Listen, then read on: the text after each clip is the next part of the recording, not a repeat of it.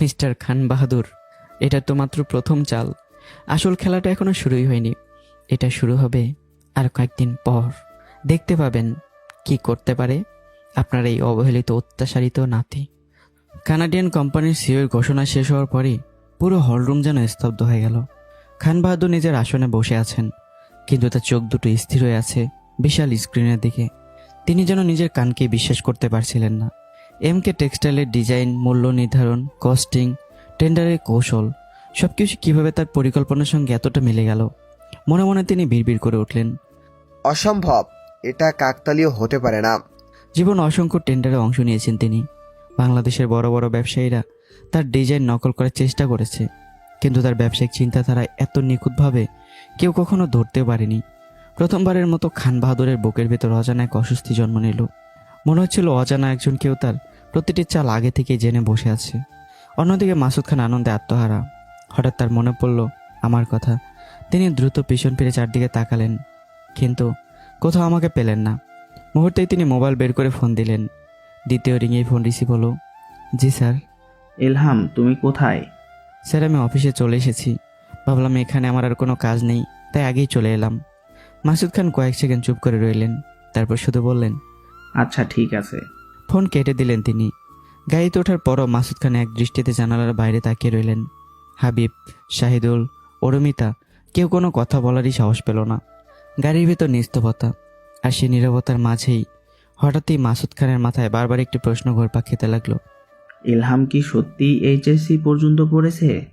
যদি তাই হয়, তাহলে আন্তর্জাতিক মানের এমন টেন্ডার, এমন ফ্যাশন ডিজাইন, এমন নিখুঁত কাস্টিং সে কিভাবে তৈরি করলো?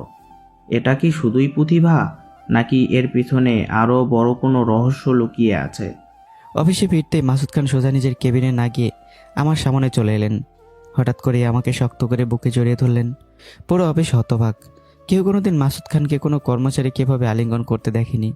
আবেগ ভরা কণ্ঠে তিনি বললেন, এলহাম, আজ আমি কতটা খুশি সেটা আমি ভাষায় প্রকাশ করতে পারবো না। তিনি আমার দু কাঁধে হাত রেখে বললেন, আজ বহু বছর পর আমি খান বাহাদুরের চোখে চোখ রেখে দাঁড়িয়েছি। তার মুখে আত্মবিশ্বাস ভেঙে যেতে দেখেছি। এই আনন্দ আমার জীবনের সবচেয়ে বড় আনন্দগুলোর মধ্যে একটি। আমি শুধু মাথা নিচু করে দাঁড়িয়ে রইলাম। আমার ঠোঁটের কোণে মৃদু হাসি ফুটলো, আর কিছু বললাম না। কিন্তু অফিসের এক কোণে দাঁড়িয়ে থাকা ম্যানেজার শাহিদুল ইসলাম, অ্যাকাউন্টেন্ট হাবিবুর রহমান এবং সহকারী অ্যাকাউন্টেন্ট অরুমিতা সম্পূর্ণ ভিন্ন অনুভূতির মধ্যে দিয়ে যাচ্ছিলেন। তাদের মুখে কৃত্রিম হাসি, কিন্তু বুকের ভিতর জ্বলছিল হিংসার আগুন। শাহিদুল মনে মনে বলল, এত বছর ধরে এই কোম্পানির জন্য জীবন দিয়ে কাজ করলাম, কোনোদিন স্যার আমাকে এভাবে সম্মান করলেন না। আর এই ছেলেটা মাত্র কয়েকদিনের কর্মচারী। হাবিব দাঁতে দাঁত চেপে ভাবল, ইলহামকে যত দ্রুত সম্ভব নামাতে হবে, না হলে একদিন ও আমাদের সবার মাথার উপর উঠে বসবে। অরুমিতার চোখে ঈর্ষার আগুন জ্বলতে লাগলো। আজ যদি ওকে সরানো না যায়, ভবিষ্যতে এই অফিসে আমাদের কোনো মূল্যই থাকবে না। ঠিক তখনই মাসুদ খান সবার সামনে ঘোষণা করলেন, আজ থেকে এলহাম আর শুধু আমার ড্রাইভার বা অফিস সহকারী নয়। সবাই তার দিকে তাকালো। তিনি দীর্ঘকণ্ঠে বললেন, আজ থেকে এলহাম আমার ফ্যাশন ডিজাইনিং ডিপার্টমেন্টে কাজ করবে। সিনিয়র ডিজাইনারদের সঙ্গে থেকে শিখবে। ছেলেটার মধ্যে অসাধারণ প্রতিভা আছে। আমি সেই প্রতিভাকে নষ্ট হতে দিব না। ঘোষণা শেষ হতেই হাবিব, শাহিদুল আর অরুমিতার বুকের ভিতর যেন আগুন জ্বলে উঠল। তাদের মনে হচ্ছিল এখনই যদি পারতাম, এই ছেলেটাকে অফিস থেকে ছুঁড়ে ফেলে দিতাম। কিন্তু বাইরে থেকে তিনজনই করতালি দিয়ে অভিনন্দন জানালো। অন্যদিকে দীর্ঘ চিকিৎসার পর অনিকা তাবাসসুম এখন অনেকটাই সুস্থ। মেয়ের মুখে আবার হাসি ফিরিয়ে আনতে মরিয়া হয়ে উঠলেন মাসুদ খান। তিনি পুরনো পারিবারিক বন্ধু তৌহিদুল ইসলামের সঙ্গে যোগাযোগ করলেন। একসময় ময়ের প্রেমিক ছিল তৌহিদুল ইসলামের ছেলে আজান। অনেক ভেবেচিন্তে মাসুদ খান আবার সেই সম্পর্কের প্রস্তাব দিলেন। প্রথমে শহীদুল ইসলাম রাজি হয়ে গেলেন, কিন্তু কিছুক্ষণ পরই তার আসল রূপ প্রকাশ পেল। ঠোঁটে তার ছেলের হাসি নিয়ে তিনি বললেন, মাসুদ, তোর মেয়েকে তো অনেক পুরুষ ভোগ করেছে বলতে গেলে। সে পালিয়ে গিয়ে যে ছেলের সাথে সংসার করেছিল, সে ছেলেটাও তাকে বুকের বস্তে পরিণত করেছিল বিভিন্ন পরপুরুষ দিয়ে। এমন কথাই সবাই বলে। তারপরও আমি আমার ছেলের সঙ্গে ওর বিয়ে দিতে রাজি আছি। একটু থেমে তিনি শর্ত জুড়ে দিলেন, তবে একটা শর্ত আছে, তোর সমস্ত সম্পত্তি ৭৫% আমার ছেলের নামে লিখে দিতে হবে, তাহলেই বিয়ে হবে। কথাটা শুনে মাসুদ খানের মুখ মুহূর্তেই কঠিন হয়ে গেল। চোখের ভিতর ঘৃণা জমে গেল। তিনি বুঝে গেলেন এরা তার মেয়েকে নয়, তার সম্পত্তিকে বিয়ে করতে চায়। সেদিন আর এক মুহূর্ত সেখানে বসে থাকলেন না। তিনি চুপচাপ উঠে চলে এলেন। কিন্তু দুর্ভাগ্য এখানেই শেষ হলো না। পরবর্তী কয়েক সপ্তাহে তিনি আরও কয়েক সম্ভ্রান্ত পরিবারের কাছে প্রস্তাব নিয়ে গেলেন। কিন্তু প্রায় সবার মুখে ঘুরে ফিরে একই কথা, মেয়ের অতীত আর সম্পত্তির ভাগ। প্রতিবারে ভাঙ্গা হৃদয় নিয়ে বাড়ি ফিরতেন মাসুদ খান। একসময় তিনি বুঝে গেলেন এই সমাজ তার মেয়ের চোখের জল দেখে না, দেখে শুধু তার কোটি কোটি টাকার সম্পত্তি। সেদিন থেকে তিনি সিদ্ধান্ত নিলেন মৌকে বাড়িতে একা বসিয়ে রাখবেন না, প্রতিদিন নিজের সঙ্গে অফিসে নিয়ে যাবেন, অফিসের কাজ শেখাবেন। হয়তো কাজের ব্যস্ততার মধ্যেই মেয়েটা ধীরে ধীরে অতীতের ভয়ঙ্কর দুঃস্বপ্নগুলো ভুলে নতুন করে বাঁচতে শিখবে। অন্যদিকে আমার চোখে তখন আর সে আগের মতো সরলতার ছাপ নেই। অপমান, বিশ্বাসঘাতকতা আর রক্তাক্ত অতীত আমাকে ভেতর থেকে বদলে দিয়েছে। আমি নিজের কেবিনে একা বসে জানালা বাইরে তাকিয়ে মনে মনে বললাম, খান বাহাদুরকে হারাতে হলে শুধু রাগ দিয়ে হবে না, তার পুরো সাম্রাজ্যের ভিত্তিটাই নড়িয়ে দিতে হবে। আর সেটা পারবো তখনই যখন এমকে টেক্সটাইলের প্রতিটি গুরুত্বপূর্ণ সিদ্ধান্তের কেন্দ্রবিন্দুতে আমি থাকব। এই কোম্পানিতে আমাকে এমন এক অবস্থান তৈরি করতে হবে যেখানে আমার অনুমতি ছাড়া একটা সুতো নড়বে না। তারপরেই শুরু হবে আসল প্রতিশোধের খেলা। আমার ঠোঁটের কোনো রহস্যময় হাসি ফুটে উঠল। এরপর থেকে আমি দিন রাত এক করে কাজ করতে লাগলাম। আমার আঁকা একের পর এক ফ্যাশন ডিজাইন বিদেশি ব্র্যান্ডগুলোর নজর কেড়ে নিতে শুরু করলো। যে ডিজাইনগুলো একসময় কাগজে ছিল শুধু কিছু লেখা, সেগুলো এখন শত শত কোটি টাকার প্রজেক্ট এনে দিচ্ছে এমকে টেক্সটাইলকে। কখনো 500 কোটি, কখনো 800 কোটি। ছোট ছোট প্রজেক্টগুলো পাচ্ছিল একটার পর একটা আন্তর্জাতিক অর্ডার। কোম্পানির দরজায় এসে কড়া নাড়তে লাগলো। এমনিতে খান বাহাদুরের এত ছোট ছোট অর্ডারের দিকে কখনোই নজর ছিল না, ভবিষ্যতে হয়তো থাকবে না। এই প্রজেক্টগুলো মাসুদ খানের জন্য আল্লাহর রহমতে তার কোম্পানিতে আসতে শুরু করলো। অবশ্যই সবাই বিস্ময়ে হতবাক, কেউ বুঝতেই পারছিলেন না মাত্র এসএসসি পাশ করা একটা ছেলের মাথায় এমন বিশ্বমানের ডিজাইন কিভাবে আসে। একদিন দুপুরে মাসুদ খান নিজের কেবিনে প্রবল উত্তেজনা নিয়ে ঢুকলেন। তার চোখে মুখে আনন্দ স্পষ্ট, হাতে একটা ফাইল। তিনি দরজা বন্ধ করে সরাসরি আমার সামনে এসে দাঁড়ালেন। এলহাম, জি স্যার। মাসুদ খান ফাইলটা আমার সামনে রেখে বলল, তোমার 29 নাম্বার ডিজাইনটা কানাডার এক বিশ্ববিখ্যাত কোম্পানির কর্মকর্তারা দেখেছেন। তুমি বিশ্বাস করবে না, তোমার ডিজাইনগুলো নাকি একে কিং ফ্যাশনের ডিজাইনের মতো ইউনিক ও স্ট্যান্ডার্ড। তারা ডিজাইনটা এতটাই পছন্দ করেছে যে গোপনে আমাদের 12,000 কোটি টাকার প্রজেক্ট অফার করেছে। কথাটা শুনেও আমার মুখে তেমন কোনো পরিবর্তন এলো না, কিন্তু মাসুদ খান যেন আনন্দে আত্মহারা। আমি 2 দিনের মধ্যেই কানাডা যাচ্ছি। এই প্রজেক্টটা ফাইনাল কনফার্ম না করা পর্যন্ত আমি ফিরব না। ততদিন তুমি পুরোপুরি ডিজাইনটা কমপ্লিট করো। ঠিক আছে স্যার, আপনি নিশ্চিন্তে যান। মাসুদ খান সন্তুষ্টির হাসি হেসে বললেন, আর আমার অনুপস্থিতিতে অফিসের সব দায়িত্ব আমার মেয়ে মৌ দেখবে। ওকে যতটা সম্ভব সহযোগিতা করবে। জি স্যার। 2 দিন পর মাসুদ খান কানাডার উদ্দেশ্যে রওনা দিলেন। পরদিন সকাল, এমকে টেক্সটাইল যেন উৎসবের রঙে রঙিন। প্রথমবারের মতো কোম্পানির ভার নিতে এসেছে মালিকের একমাত্র মেয়ে অনিকা তাবাসসুম মৌ। গেট থেকে শুরু করে পুরো অফিস জুড়ে ফুলের তোড়া, করতালি আর শুভেচ্ছার বন্যা। সবাই দাঁড়িয়ে তাকে স্বাগত জানালো, শুধু একজন বাদে, আমি নিজের ডেস্কে আগের মতোই কাজে ব্যস্ত। মৌ বিষয়টা খেয়াল করলেও কিছু বলল না। প্রথম দিন মোটামুটি ভালোই কাটলো তার, কিন্তু তার চোখের গভীরে এখনও অতীতের বিষাদ লুকিয়েছিল। পরদিন অফিস ঘুরে ঘুরে বিভিন্ন ডিপার্টমেন্ট পরিদর্শন করছিল মৌ। হঠাৎই ফ্যাশন ডিজাইন বিভাগের সামনে এসে তার ভুরু কুঁচকে গেল। সব ডিজাইনার কাজ করছে, কিন্তু এক কোণে বসে একজন যুবক মোবাইলে কিছু লিখছে। সে আর কেউ নেয়, আমি নিজেই। মোবাইলের স্ক্রিনে ভেসে উঠছে ফেসবুক পেজ, গল্পের শহরে তুমি আমি। সে গল্প লিখছে। ময়ের এক মুহূর্তে মাথায় চড়ে গেল। সে ঝড়ের বেগে এগিয়ে এসে কড়া গলায় বলল, এই, তোমার নাম কি? হঠাৎ এমন কণ্ঠ শুনে আমি মাথা তুললাম। আমার নাম ইলহাম। মৌ চোখ মুখ লাল করে বলে উঠল, অফিসের সময় গল্প লিখছো? এটা কি তোমার বাবার অফিস? আমি মোবাইলটা রেখে ধীর কণ্ঠে বললাম, মিস, আমার বরাদ্দ কাজ করা আমি অনেক আগে শেষ করেছি। এখন আমার রেস্ট টাইম। ব্যক্তিগত সময় আমি কি করছি তাতে সমস্যা কোথায়? কথাটা শুনে ময়ের রাগ দ্বিগুণ হয়ে গেল। সে কোনো কথা না বলে সোজা একটা থাপ্পড় মারতে হাত তুলল, কিন্তু ঠিক সেই মুহূর্তে আমার হাত বিদ্যুতের গতিতে এগিয়ে গেল। আমি শক্ত করে ময়ের কবজি ধরে ফেললাম। একটানে হাতটা সরিয়ে দিয়ে বললাম, আমার গায়ে হাত তোলার অধিকার আপনার নেই। কথা বলতে চাইলে মুখে বলুন। পুরো বিভাগ মুহূর্তেই স্তব্ধ। সবাই নিঃশ্বাস বন্ধ করে তাকিয়ে আছে। মৌ অপমান আর রাগে কাঁপতে লাগলো। তার চোখ মুখ লাল হয়ে উঠল। তোমার এত বড় সাহস, আমার হাত ধরেছ, আমার সঙ্গে মুখে মুখে তর্ক করছো। সে আঙ্গুল তুলে চিৎকার করে বলল। এই মুহূর্ত থেকে তুমি চাকরিচ্যুত। চারপাশে চাপা গুঞ্জন ছড়িয়ে পড়ল, কিন্তু আশ্চর্যের বিষয় আমার মুখে ভয়ের লেশমাত্র নেই, বরং ঠোঁটের কোণে ফুটে উঠল রহস্যময় এক হাসি। কারণ আমি খুব ভালো করেই জানি আজ এমকে টেক্সটাইলের সবচেয়ে গুরুত্বপূর্ণ প্রজেক্টগুলোর প্রাণভ্রমর আমি নিজেই। আমাকে সরিয়ে দেওয়া তো সহজ নয়। ঠিক তখনই বিভাগের একজন সিনিয়র ফ্যাশন ডিজাইনার তড়িঘড়ি করে সামনে এসে বলল, ম্যাম প্লিজ এই সিদ্ধান্তটা এখনই নেবেন না, আগে স্যারের সঙ্গে কথা বলুন। এলহাম ভাই এখন আমাদের কোম্পানির সবচেয়ে গুরুত্বপূর্ণ ডিজাইনারদের একজন। মৌ তার ছেলের হাসি এসেই বলল, my food top fashion designer. তারপর প্রচণ্ড জোরে চিৎকার করলো। ম্যানেজার সাহেব, কোথায় আপনি?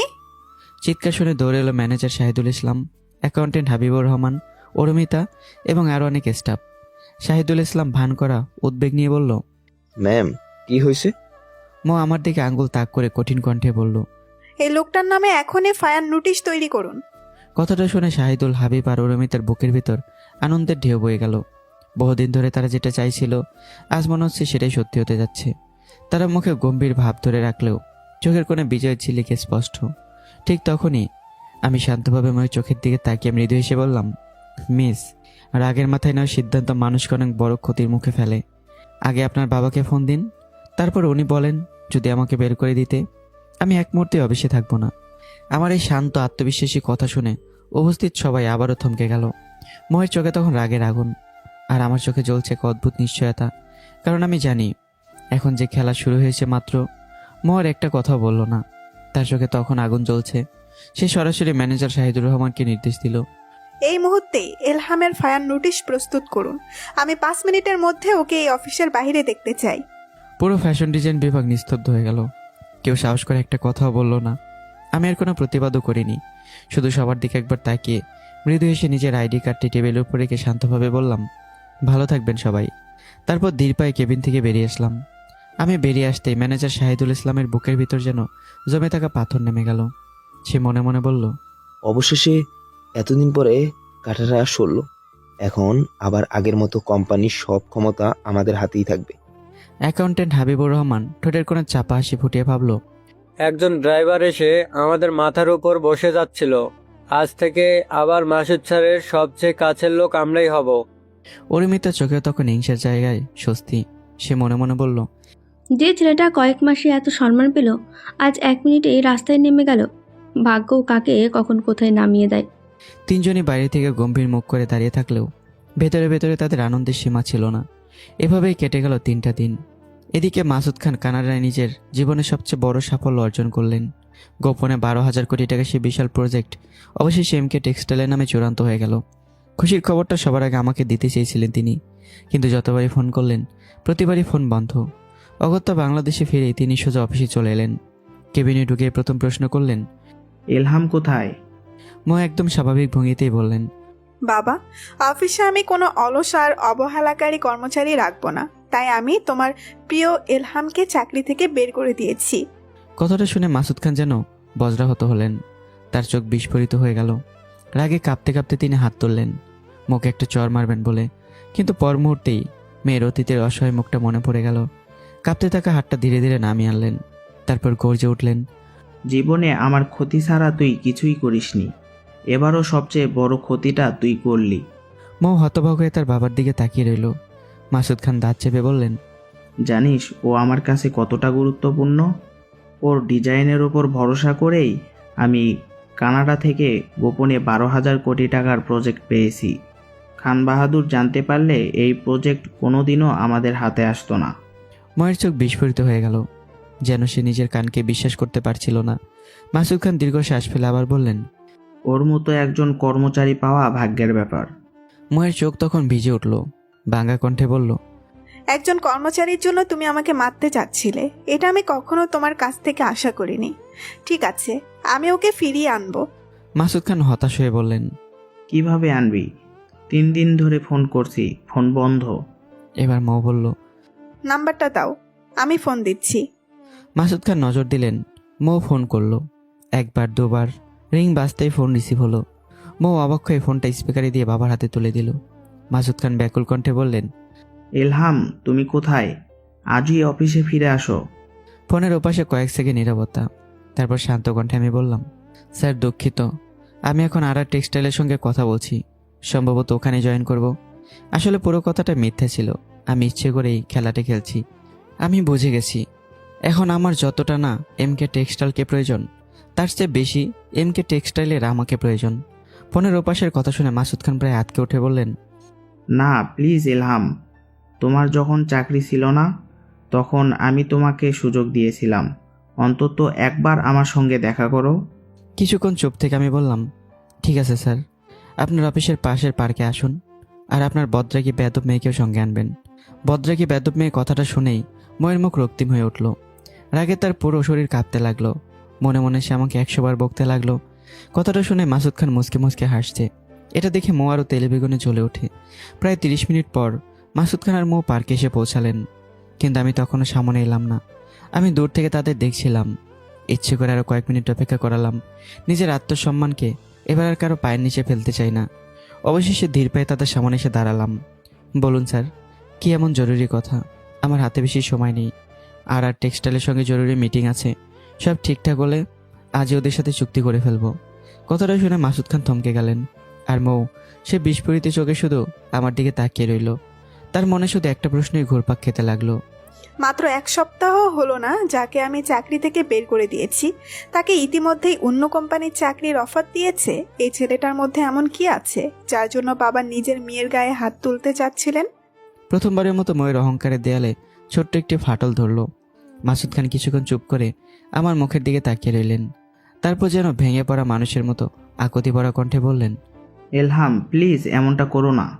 তোমার ডিজাইনের ওপর ভরসা করেই কানাডা কোম্পানির 12,000 কোটি টাকার প্রজেক্ট আমি হাতে নিয়েছি। এই প্রজেক্টটা শেষ হওয়ার আগেই যদি খান বাহাদুর জানতে পারে তাহলে আমার কোম্পানির অস্তিত্বই মুছে দিবে। তুমি যদি এখন আমাকে ছেড়ে চলে যাও আমি সব কিছু হারিয়ে ফেলবো। আমি শান্তভাবে কথাগুলো শুনলাম। তারপর ঠোঁটের কোণে তার ছেলের হাসি ফুলিয়ে ময়ের দিকে তাকিয়ে বললাম, স্যার, কোম্পানির দায়িত্ব যদি এমন কারো হাতে তুলে দেন যে কোম্পানির আগামাথা কিছুই বোঝে না, তাহলে এমনটাই তো হবে। আমি দিনরাত পরিশ্রম করে কোম্পানিটাকে এক জায়গায় নিয়ে যাব, আর সব কিছু ঠিক হয়ে গেলে আবার কোনো অজুহাতে আমাকে ধাক্কা মেরে বের করে দেওয়া হবে, তাই না? প্রতিটি শব্দ যেন ধারালো তীর হয়ে গিয়ে বিঁধল ময়ের অহংকারে। তার বুকের ভেতরটা জ্বলে উঠল। মনে হলো সবার সামনে কেউ তার অহংকারকে টুকরো টুকরো করে দিয়েছে। রাগে তার হাত মুষ্টিবদ্ধ হয়ে গেল, নখগুলো তালুতে গেঁথে রক্ত বের হওয়ার উপক্রম। তবুও বাবার সামনে নিজেকে কোনোভাবে সামলে নিল, একটি শব্দ উচ্চারণ করল না। মাসুদ খান গভীর নিঃশ্বাস নিয়ে বললেন, ঠিক আছে, বলো কি করলে তুমি সারা জীবনের জন্য এমকে টেক্সটাইলের সঙ্গে চুক্তিবদ্ধ হবে? তোমার যা প্রয়োজন নির্দ্বিধায় বলো। আমি স্থির দৃষ্টিতে তাকিয়ে বললাম, ভেবেচিন্তে বলছেন তো স্যার? পরে যেন কথা থেকে সরে না যান, পাল্টে নেবেন না তো? মাসুদ খান বুক সোজা করে দাঁড়ালেন। তার কণ্ঠে আবার সেই পুরনো ব্যবসায়িক দৃঢ়তা ফিরে এলো। আমি মাসুদ খান, বন্দুক থেকে বের হওয়া গুলি যেমন ফিরে আসে না, আমি মাসুদ খানের মুখ থেকে বের হওয়া কথাও কখনো ফিরে আসে না। পাশে দাঁড়িয়ে থাকা মৌ বিরক্তিতে প্রায় ফেটেই পড়ছিল। তার মনে হচ্ছিল সামনে পড়ে থাকা একটা ইট তুলে আমার মাথায় আছাড় মেরে সব অহংকার ভেঙে দিই। কিন্তু বাবার উপস্থিতিতে সে নিজেকে আটকে রাখলো। আমি ধীরে ধীরে আবার বললাম, আমার 3টা শর্ত আছে। সেই 3টা শর্ত মানলে আমি সারা জীবন এমকে গ্রুপের হয়ে কাজ করব। কথাটা শুনে মাসুদ খান কিছুটা চিন্তিত হলেও মাথা নাড়লেন। বলো। আমি একে একে শর্তগুলো বলতে শুরু করলাম। প্রথম শর্ত, এমকে গ্রুপের 25% শেয়ার আমার নামে লিখে দিতে হবে। মাসুদ খান ভুরু কুঁচকালেন। মৌ বিস্ময়ে তার বাবার দিকে তাকালো। আমি থামলাম না। এবার আমার দ্বিতীয় শর্ত, কোম্পানিতে আমার কাজে কেউ হস্তক্ষেপ করতে পারবে না। আমি স্বাধীনভাবে সিদ্ধান্ত নেব, স্বাধীনভাবে কাজ করব। মাসুদ খান এবার গভীরভাবে আমার দিকে তাকালেন। শর্ত দুটো কঠিন কিন্তু অসম্ভব নয়। তিনি ধীরে ধীরে বললেন, তৃতীয় শর্তটাও বলে ফেলো। চারপাশে হঠাৎ যেন নিস্তবতা নেমে এলো। পার্কের বাতাসও যেন থমকে গেল। আমি কয়েক সেকেন্ড চুপ করে রইলাম। তারপর গভীর নিঃশ্বাস নিয়ে সোজা ময়ের চোখের দিকে তাকিয়ে দৃঢ় কণ্ঠে বললাম, আপনার মেয়ের অতীত সম্পর্কে আমি সব জানি। তবুও আমার তৃতীয় শর্ত হলো, আপনার এই বদরাগী বেদব মেয়েকে আমার সঙ্গে বিয়ে দিতে হবে। কথাটা শেষ হতেই মনে হলো যেন সময় থেমে গেছে। মাসুদ খানের চোখ মুহূর্তেই বিস্ফোরিত হয়ে গেল। তার নিঃশ্বাস যেন বুকের ভিতর আটকে গেল। তিনি বিশ্বাসই করতে পারছিলেন না। ঠিক এইমাত্র তিনি কি শুনলেন? আর মৌ, তার শরীর যেন বিদ্যুৎ স্পষ্ট মানুষের মতো কেঁপে উঠল। চোখ দুটো এতটাই বড় হয়ে গেল যে মনে হচ্ছিল চোখের মণি বেরিয়ে আসবে। তার ঠোঁট কাঁপছে, কিন্তু কোনো শব্দ বের হচ্ছে না। মুহূর্তখানেক আগেও যে মেয়েটির আগে ফুঁসছিল সে এখন সম্পূর্ণ স্তব্ধ। তার মাথার ভেতর যেন হাজারটা বজ্রপাত একসঙ্গে আঘাত করছে। একজন সাধারণ কর্মচারী যাকে সে নিজাত অফিস থেকে বের করে দিয়েছে, সেই ছেলেটাই আজ তাকে তার বাবার সামনে তাকে বিয়ে করার শর্ত দিচ্ছে। ময়ের বুকের ভেতর ঝড় বইতে লাগলো। অপমান, রাগ, অবিশ্বাস আর এক অজানা ধাক্কা মিলেমিশে তার পুরো অস্তিত্ব কাঁপিয়ে দিল। অন্যদিকে মাসুদ খান এখনও নির্বাক। তার চোখ কখন আমার দিকে, কখন নিজের মেয়ের দিকে। তিনি যেন বুঝতেই পারছিলেন না এটা কি একজন সাধারণ কর্মচারীর সাহস, নাকি এমন একজন মানুষের আত্মবিশ্বাস যার প্রকৃত পরিচয় এখনও তাদের অজানা। মাসুদ খানের চোখ মুহূর্তে রক্তবর্ণ হয়ে উঠল। তিনি গর্জে উঠলেন, এলহাম, তুমি কি বলছো সেটা বুঝে শুনে বলছো তো? আমার একমাত্র মেয়ে কোনো বাজারের পণ্য নয় যে তাকে দিয়ে আমার ব্যবসার হিসাব নিকাশ হবে। বাবার মুখ থেকে কথাটা শুনে মৌ হঠাৎ থমকে গেল। কয়েক মুহূর্ত আগেও আমার উপর যে রাগে তার বুক জ্বলছিল, সেই রাগের মাঝেও তার বাবার কথাটা হৃদয়ে গিয়ে অদ্ভুতভাবে আঘাত করলো। বাজারের পণ্য, নিজের বাবার মুখে নিজের সম্পর্কে এমন কথা শুনবে সেটা সে কল্পনাও করেনি। আমি বিষয়টা বুঝতে পেরে বললাম, কুল স্যার, কুল, একটু শান্ত হন। প্রথম দুটো বিষয়ে আমি ব্যবসায়িক কারণে দিয়েছি, কিন্তু তৃতীয় শর্তটা ব্যবসায়িক নয়। মাসুদ খান চুপ করে আমার দিকে তাকিয়ে রইলেন। আমি এবার ময়ের দিকে তাকালাম। আপনার মেয়েকে আমি সম্মান করি। আমি জানি তার জীবন অনেক কিছু ঘটেছে, কিন্তু আমি তার অতীত নিয়ে প্রশ্ন তুলতে আসিনি। সে যদি আমাকে সম্মান করে আমার সঙ্গে সংসার করতে রাজি থাকে, তাহলে আমিও তার অতীতের সব কিছু বলে তাকে সম্মান দিয়ে সংসার করতে রাজি। মৌ নিঃশব্দে আমার দিকে তাকিয়ে রইল। আমি আবার বললাম, আরেকটা বিষয় আছে স্যার। আমি যদি আপনার মেয়ের স্বামী হই, তাহলে আমি শুধু আপনার একজন কর্মচারী থাকবো না। আপনার মেয়ের স্বামী হিসেবে এই কোম্পানির সঙ্গে আমার সম্পর্কটা স্থায়ী হবে। একজন সাধারণ কর্মচারীকে আপনি যে কোনো দিন চাকরি থেকে বের করে দিতে পারেন, কিন্তু আপনার মেয়ের স্বামীকে কোম্পানি থেকে বের করে দেওয়ার আগে আপনাকে অন্তত একবার ভাবতে হবে। মাসুদ খান কিছুক্ষণ চুপ করে রইলেন, তারপর হঠাৎ বললেন, তুমি অন্য কিছু চাও? 25% বদলে 30% দেই, কি বলো? ডিল? স্যার, আমি যে শর্তগুলো দিয়েছি সেগুলো মানতে পারলে বলবেন, না হলে আমি আর টেক্সটাইলে চলে যাচ্ছি। কথাটা শুনে মাসুদ খান বুঝতে পারলেন এই ছেলেকে কোনোভাবে আটকে রাখা যাবে না। তার উপর নিজের মেয়ের জন্য যে পাত্র তিনি দেখছেন, প্রায় সবাই কোনোভাবে তার সম্পত্তির বড় অংশ দাবি করেছে। কেউ চেয়েছে 70% সম্পত্তি, কেউ চেয়েছে কোম্পানির নিয়ন্ত্রণ, আর এই ছেলেটা চাইছে মাত্র 25% শেয়ার। বিনিময়ে নিজের প্রতিভা, নিজের শ্রম আর নিজের পুরো জীবন এমকে টেক্সটাইলের হাতে তুলে দিতে চাইছে। মাসুদ খান ধীরে ধীরে বললেন, আমি আমার মেয়ের সঙ্গে একটু কথা বলতে চাই। মৌ তখনও বড় বড় চোখে তার বাবার দিকে তাকিয়েছিল। আমি পরিস্থিতি বুঝে কিছুটা সরে গেলাম।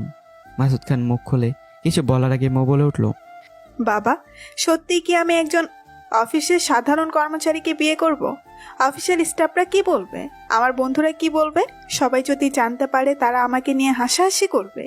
মাসুদ খান এবার ঠান্ডা গলায় বললেন, এই সমস্যাটা তুই নিজেই তৈরি করেছিস, আমি না। মৌ চুপ করে গেল।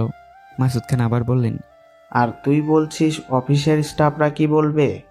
প্রয়োজনে তোদের বিয়ের কথাটা গোপন রাখবি। বাড়িতে শুধু আমরা জানবো এলহাম তোর স্বামী। মৌ অবাক হয়ে তার বাবার দিকে তাকালো। মাসুদ খান এবার আরো কঠিন কণ্ঠে বললেন, আর তোর বন্ধু বান্ধবী যারা তোর অতীত নিয়ে পিছনে কথা বলে, তাদের কথা এত ভাবছিস কেন? তুই তো তোর নিজের পছন্দের মানুষকে বিয়ে করেছিলি। আমার হাজার নিষেধ অমান্য করে আবিরের সঙ্গে পালিয়ে গিয়েছিলি, বিয়েও করেছিলি। তখন তো কারো কথা ভাবিসনি। ময়ের বুকের ভেতরটা মোচড় দিয়ে উঠল।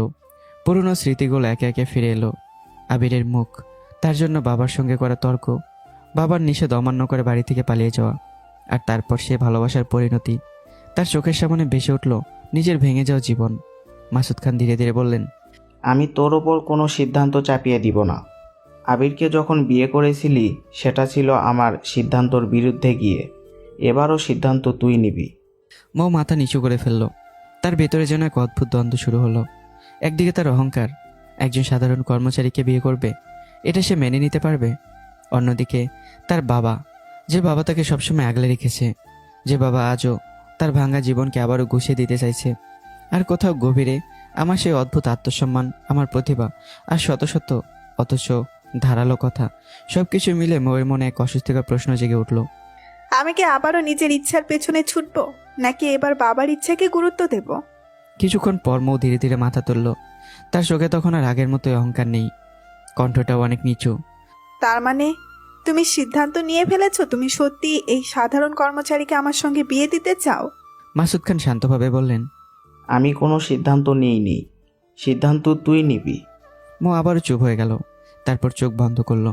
মনের ভিতর যেন আবিরের সঙ্গে কাটানো অতীতের শেষ অধ্যায়টা একবারের জন্য খুলে গেল। মৌ বাবার বিরুদ্ধে গিয়েছিল, নিজের ভালোবাসার জন্য সবকিছু ছেড়ে দিয়েছিল, কিন্তু সে ভালোবাসা তাকে কি দিয়েছে? অপমান, অবিশ্বাস, শরীরের অক্ষমতা আর এক দীর্ঘ অন্ধকার জীবন। মৌ ধীরে ধীরে চোখ খুলল, তারপর খুব নিচু স্বরে বলল, ঠিক আছে বাবা। মাসুদ খান চমকে তার দিকে তাকালেন। কি ঠিক আছে? মৌ কিছুক্ষণ চুপ করে থেকে বলল, আমি এলহামকে বিয়ে করতে রাজি, সে আমাদের বিয়ের কথা গোপন থাকবে। কথাটা বলার পরই নিজের বুকের ভিতরে যেন এক অদ্ভুত ধাক্কা অনুভব করলো সে কি সত্যি রাজি হয়ে গেল, নাকি বাবার মুখের একটু হাসি দেখার জন্য নিজের জীবনটাকে আবার অন্য কারো হাতে তুলে দিল? দূরে দাঁড়িয়ে থাকা আমি তখনও নিঃশব্দে সব শুনছিলাম। আমার চোখে কোনো বিজয়ের উল্লাস নেই, শুধু ঠোঁটের কোণে ফুটে উঠল এক অদ্ভুত রহস্যময় হাসি। কারণ মাসুদ খান ভেবেছিলেন তিনি তার মেয়ের ভবিষ্যৎ রক্ষা করছেন। মৌ ভাবছিল সে বাবার জন্য নিজের জীবন উৎসর্গ করছে। আর আমি জানতাম এই বিয়ে শুধু একটি বিয়ে নয়, এই বিয়ে হলো খান বাহাদুরের সাম্রাজ্যের বিরুদ্ধে আমার প্রতিশোধের প্রথম বৈধ পদক্ষেপ। মাসুদ খান পকেট থেকে নিজের মোবাইল ফোন বের করলেন। কয়েক মুহূর্তে স্ক্রিনের দিকে তাকিয়ে থেকে তিনি ফোন করলেন তার স্ত্রী আয়েশা খানকে। কিছুক্ষণ পরে ওপাশ থেকে আয়েশা খানের কণ্ঠ ভেসে এলো। হ্যাঁ মৌয়ের বাবা, এই সময়ে হঠাৎ ফোন দিলে, কোনো জরুরি কিছু হয়েছে? মাসুদ খান যতই দুশ্চিন্তায় থাকেন, যতই কষ্টে থাকুন না কেন, আয়েশা খানের কণ্ঠ তার কানে গেলেই তার বুকের ভিতরে সমস্ত ক্লান্তি যেন কিছুটা দূর হয়ে যায়। আজও তার ব্যতিক্রম হলো না। মাসুদ খান ধীরে ধীরে বললেন, তুমি এখনই তৈরি হয়ে গাড়ি নিয়ে মিরপুরে কাজী অফিসে চলে এসো। কথাটা শুনে আয়েশা খান কিছুক্ষণ নীরব রইলেন, তারপর হঠাৎ চমকে উঠে বললেন, কাজী অফিসে বুড়ো বয়সে আবার দ্বিতীয় বিয়ে করতে যাচ্ছ নাকি? মাসুদ খানের ঠোঁটে মৃদু হাসি ফুটে উঠল। তোমার মতো স্ত্রী থাকতে দ্বিতীয় বিয়ে করার প্রয়োজন আছে নাকি? আয়েশা খান এবার আরো অবাক হয়ে বললেন। তাহলে? মাসুদ খান শান্ত কণ্ঠে বললেন, বিয়ে হবে, তবে দ্বিতীয় বিয়ে আমাদের মেয়ের। কথাটা শুনে আয়েশা খান আর কোনো প্রশ্ন করলেন না। তিনি জানতেন তার স্বামী তার মেয়ের জন্য যে সিদ্ধান্ত নেবেন তা ভেবেচিন্তেই নেবেন। তাই স্বামীর সিদ্ধান্তের ওপর পূর্ণ আস্থা রেখে তিনি শুধু বললেন, ঠিক আছে, আমি আসছি। ফোনটি কেটে দিলেন মাসুদ খান। তারপর তিনি ধীরে ধীরে আমার দিকে ফিরে তাকালেন। তোমার সব শর্ত আমরা মেনে নিয়েছি, তবে আমারও একটা শর্ত আছে। আমার চোখে এক মুহূর্তের জন্য অদৃশ্য আগুন জ্বলে উঠল। খান বাহাদুরের সাম্রাজ্য ধ্বংস করতে হলে, তার অহংকার মাটিতে মিশিয়ে দিতে হলে, তার ক্ষমতার ভিত্তি এক এক করে ভেঙে দিতে হলে, খান বাহাদুরের সাম্রাজ্যের অস্তিত্ব এই দুনিয়া থেকে মুছে দেওয়ার জন্য আমি সব শর্তই মানতে রাজি আছি। মনের ভিতর কথাগুলো উচ্চারণ করলেও বাইরে থেকে আমি শান্ত কণ্ঠে শুধু বললাম, হ্যাঁ স্যার, বলুন, আপনার শর্ত আমি মেনে নিতে রাজি। মাসুদ খান ধীরে ধীরে বললেন, আমার শর্তটা খুব বড় কিছু নয়। আমার মেয়ের জীবনে তার স্বামী আর তার পরিবার যা করেছে, তারপর থেকে ওকে একা ছেড়ে দিতে আমার মন এক বিন্দুও সায় দেয় না। তিনি কিছুক্ষণ থেমে আমার দিকে তাকালেন। তোমার যেহেতু নিজের বলতে কেউ নেই, তাই বিয়ের পর তুমি আমাদের সাথেই থাকবে, আমাদের বাড়িতে। মৌ চুপচাপ দাঁড়িয়েছিল। মাসুদ খান আবার বললেন, আর অফিসে তোমাদের বিয়ের বিষয়টা গোপন থাকবে। আপাতত কেউ জানবে না যে তুমি আমার মেয়ের স্বামী। এটাই আমার শর্ত। কথাগুলো শুনে ময়ের বুকের ভিতরটা হঠাৎ কেমন যেন মোচড় দিয়ে উঠল। তার বাবা বাইরে থেকে যতটা কঠোর হন, মেয়ের ব্যাপারে তার হৃদয়টা ততটাই নরম। মৌ সেটা জানতো। অজান্তে তার চোখের কোণে জল চিকচিক করে উঠল। আমি আবার ধীরে ধীরে বললাম, আমি রাজি আছি, কোনো সমস্যা নেই। আমার নিজের বলতে সত্যিই কেউ নেই। এখন থেকে আপনার পরিবারে আমার পরিবার। তবে আমার একটা ছোট বোন আছে, সে কানাডায় থাকে। মাঝে মাঝে যদি এখানে আসে তাহলে সেও আপনাদের বাড়িতেই থাকবে, যেহেতু এখন থেকে আপনার বাড়ি আমার বাড়ি। মাসুদ খান কিছুক্ষণ আমার দিকে তাকিয়ে রইলেন, তারপর ধীরে মাথা নাড়লেন। অবশ্যই থাকবে। কিছুক্ষণ পর আয়েশা খানও মিরপুরের কাজী অফিসে এসে পৌঁছালেন। বড় কোনো আয়োজন নেই, কোনো জাঁকজমক নেই, কোনো আত্মীয় স্বজনের ভিড় নেই। মাত্র কয়েকজনের সাক্ষীর উপস্থিতিতেই সাধারণভাবে বিয়ের আনুষ্ঠানিকতা সম্পন্ন হলো। আব্রাহাম খান ইলহাম এবং অনিকা তাবাসসুম মৌ একটি নতুন সম্পর্কের বন্ধনে আবদ্ধ হলো। তবে এই বিয়ের খবর জানলো না বাইরের পৃথিবী, জানলো না অফিসের কেউ, জানলো না মৌয়ের কোনো বন্ধু। এমনকি এই বিয়ে যে একদিন খান বাহাদুরের সাম্রাজ্যের বিরুদ্ধে এক ভয়ঙ্কর যুদ্ধের সূচনা করবে, সেটাও কেউ জানলো না। মৌ যখন আয়েশা খানকে জানালো যে আমি আসলে তাদের অফিসের একজন সাধারণ কর্মচারী, তখন আয়েশা খানের মুখটার সঙ্গে সঙ্গে গম্ভীর হয়ে গেল। তবুও তিনি কিছু বললেন না, কারণ তিনি তার স্বামীকে ভালোবাসেন এবং বিশ্বাস করেন। কিন্তু মনের গভীরে আমাকে মেয়ের জামা হিসেবে মেনে নিতে তার কোথাও যেন একটা অস্বস্তি থেকে গেল। সন্ধ্যার দিকে সবাই বাড়িতে ফিরে এলো। মাসুদ খান, আয়েশা খান, মৌ এবং আমি একসঙ্গে বাড়িতে ঢুকতেই বসার ঘরে থাকা মহিবুল আলমের চোখ পড়ল আমার উপর। সে অবাক চোখে তাকিয়ে বলল, আরে দুলা ভাই, এই ছেলেটাকে আবার কোথা থেকে এলো? কথাটা শুনে ময়ের বুকটা ধুক করে উঠল। এক মুহূর্তের জন্য তার মনে হলো এখন থেকে কি প্রতিদিন আমার স্বামীকে নিয়ে এভাবেই অপমান শুনতে হবে? সবাই যদি আমাকে একজন সাধারণ কর্মচারী হিসেবেই দেখে, এই সম্পর্কটা গোপন রাখা ছাড়া হয়তো সত্যি আর কোনো উপায় নেই। মৌ কিছু বলল না। এরই মধ্যে তার মামি মীরা বেগমও আমার দিকে তাকিয়ে বললেন, হ্যাঁ, তো ছেলেটাকে আগে তো কখনো দেখিনি, আমাদের আত্মীয় স্বজনের মধ্যেও তো মনে হয় না। মাসুদ খান এবার ধীরে ধীরে তাদের দিকে ফিরে তাকালেন। তার মুখের কোমলতা মুহূর্তেই মিলিয়ে গেল। তিনি দৃঢ় কণ্ঠে বললেন, মহিব, মীরা, ভালো করে শুনে রাখো। ঘরের পরিবেশ মুহূর্তেই থমকে গেল। মহিবুল আলম এবং মীরা বেগম দুজনেই মাসুদ খানের দিকে তাকালেন। মাসুদ খান স্পষ্ট কণ্ঠে বললেন, এলহাম হচ্ছে মৌয়ের স্বামী। কথাটাই যেন ঘরের মাঝখানে বিস্ফোরিত হবার মতো আঘাত করল। মহিবুল আলমের মুখের হাসি মুহূর্তেই শুকিয়ে গেল। মীরা বেগমের চোখও বড় বড় হয়ে গেল। আকাশ এবং নিহাও সঙ্গে সঙ্গে চমকে উঠল। কয়েক সেকেন্ডের জন্য পুরো ঘরে নিস্তবতা নেমে এলো, কারণ এই একটি ঘোষণা তাদের বহুদিনের পরিকল্পনাকে এক মুহূর্তে ভেঙে চুরমার করে দিল। মৌকে দুনিয়া থেকে সরিয়ে দেওয়া, প্রয়োজনে তাকে মেরে ফেলা, আর যদি সুযোগ পাওয়া যায় তাহলে আকাশের সঙ্গে তার বিয়ে দেওয়া, এই ছিল মহিবুল আলম ও মীরা বেগমের গোপন পরিকল্পনা। কারণ তাদের চোখ ছিল মাসুদ খানের সমস্ত সম্পত্তির উপর। কিন্তু আজ হঠাৎ করে সে সমস্ত পরিকল্পনার মাঝখানে এসে দাঁড়িয়েছে একজন অচেনা যুবক, একজন সাধারণ কর্মচারী, যে এখন ময়ের স্বামী। মহিবুল আলমের চোখের গভীরে ধীরে ধীরে ক্রোধ জমে উঠল। মীরা বেগমের মুখে বিস্ময় ধরে রাখলেও তার মনের ভিতর তখন হিসাব শুরু হয়ে গেছে। আকাশের মুখও শক্ত হয়ে গেল। নিহা নীরবে তার ভাইয়ের দিকে তাকালো। তাদের সবার মনে তখন একই প্রশ্ন, এই এলহাম আসলে কে? সে চুপচাপ দাঁড়িয়ে রইল। তার মুখ ছিল শান্ত নিরীহ এক অভিব্যক্তি, কিন্তু সেই শান্ত মুখের আড়ালে তখনও জ্বলছিল এক ভয়ঙ্কর আগুন। রাতের খাবার শেষ হওয়ার পর আমাকে ময়ের ঘরে থাকার ব্যবস্থা করা হলো। আয়েশা খান নিজেই আমাকে ময়ের ঘরে রেখে দরজার কাছে এসে কিছুক্ষণ থামলেন। তারপর আমার দিকে তাকিয়ে দীর্ঘ গলায় বললেন, এলহাম, আজ থেকে এই ঘরটা তোমাদের দুজনের। আর একটা কথা, তোমাদের এখনো মন থেকে মেয়ের জামাই হিসেবে মেনে নিতে পারছি না, তবে আশা করি ভবিষ্যতে তোমার চলাফেরা, তোমার ব্যবহার আর তোমার কাজ দেখে হয়তো একদিন তোমাকে মন থেকে মেনে নিতে পারবো। কথাগুলো বলে আয়েশা খান ঘর থেকে বের হয়ে গেলেন। দরজা বন্ধ হওয়ার শব্দটা মিলিয়ে যেতেই মৌ যেন এতক্ষণ ধরে জমিয়ে রাখা সমস্ত রাগ একসঙ্গে বিস্ফোরিত করলো। খাটের উপর থাকা একটা বালিশ তুলে সজোরে আমার দিকে ছুঁড়ে মেরে চিৎকার করে বলল, আমার বাবাকে ব্ল্যাকমেল করে আমাকে বিয়ে করেছো, তাই না মিস্টার এলহাম? কিন্তু মনে রেখো, আমি আনিকা তাবাসসুম মৌ। আমি ওয়াদা করছি তোমার জীবনটা আমি নরকে পরিণত করব। ময়ের চোখে তখন আগুন জ্বলছে। আর হ্যাঁ, এত সুন্দরী বউ তোমার পাশে থাকবে, অথচ সেই বউকে তুমি স্পর্শ পর্যন্ত করতে পারবে না। এর চেয়ে বড় কষ্ট তোমার জীবনে আর কিছু হবে না। এখনই ওই বালিশটা নিয়ে ফ্লোরে শুয়ে পড়ো। মৌ ভেবেছিল আমি তার অহংকারের কাছে মাথা নত করে চুপচাপ সবকিছু মেনে নেব, কিন্তু তার পরিবর্তে আমি হঠাৎ অট্টহাসিতে ফেটে পড়লাম। সেই হাসি যেন ময়ের সমস্ত রাগকে মুহূর্তের জন্য থামিয়ে দিল। মৌ বড় বড় চোখ করে তাকিয়ে রইল। আমি ধীরে ধীরে তার দিকে এগিয়ে এসে ঠোঁটের কোণে বিদ্রুপের হাসি টেনে বললাম, মিসেস কটকটি ওরফে বদরাগী। কথাটা শেষ হওয়ার আগেই ময়ের মুখটা রাগে লাল হয়ে উঠল। সে ঝড়ের গতিতে আমার কলা চেপে ধরে দাঁত কিরমির করে বলল, আবার বলো, আমাকে কি বললে? আর একবার বললে তোমাকে মেরে ফেলবো। সত্যি বলছি, খুন করে দেব। কিন্তু পরের মুহূর্তেই আমি আমার হাত ছড়িয়ে ময়ের কোমর জড়িয়ে ধরে একটানে তাকে নিজের কাছে টেনে নিলাম। ময়ের চোখ বিস্ময় বড় হয়ে গেল। সেজন্য এক মুহূর্তের জন্য বুঝতে পারল না যে কি ঘটছে।